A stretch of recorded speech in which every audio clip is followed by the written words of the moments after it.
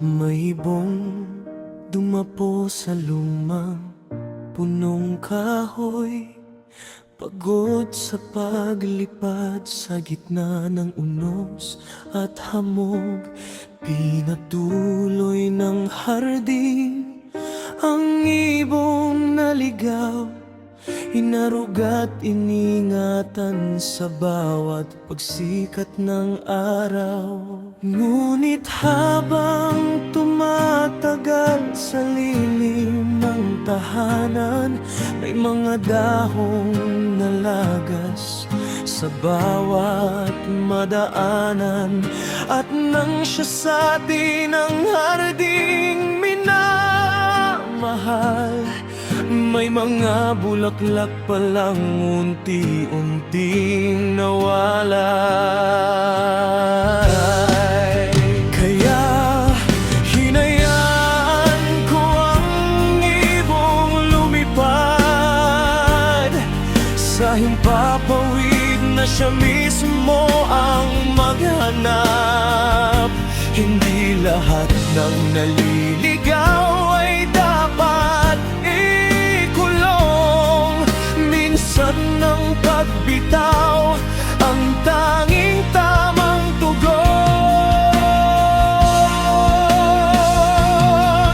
At habang papalayo ang pakpak sa ulap, ako na may nagtanim ng bagong pangarap sa lupang minsang tuyot at walang kulay. May panibagong bukas na unti-unting nabubuhay.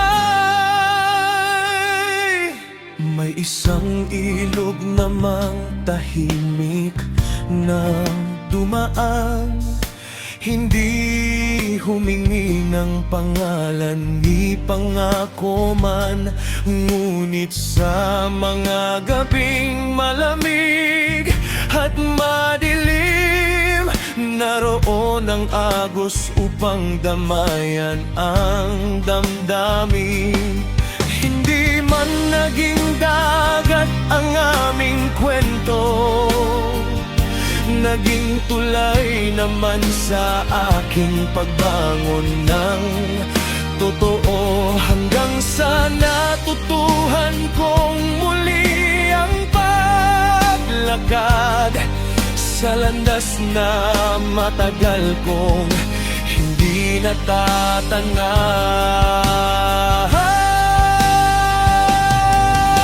Ngayon ang hardin ko'y muli kong binubuo. Bawat binhi ng bukas ay maingat na itinatanim ko. Hindi na ako pantay ng mga ibong lagalag. Mas mahalaga ng pagyamanin ang sariling pugad.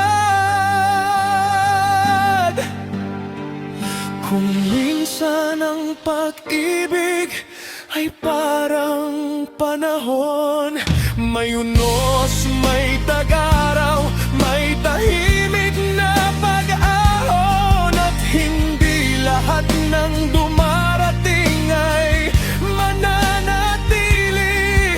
May ilan lamang na magtuturo kung paano maghilom ng tahimik.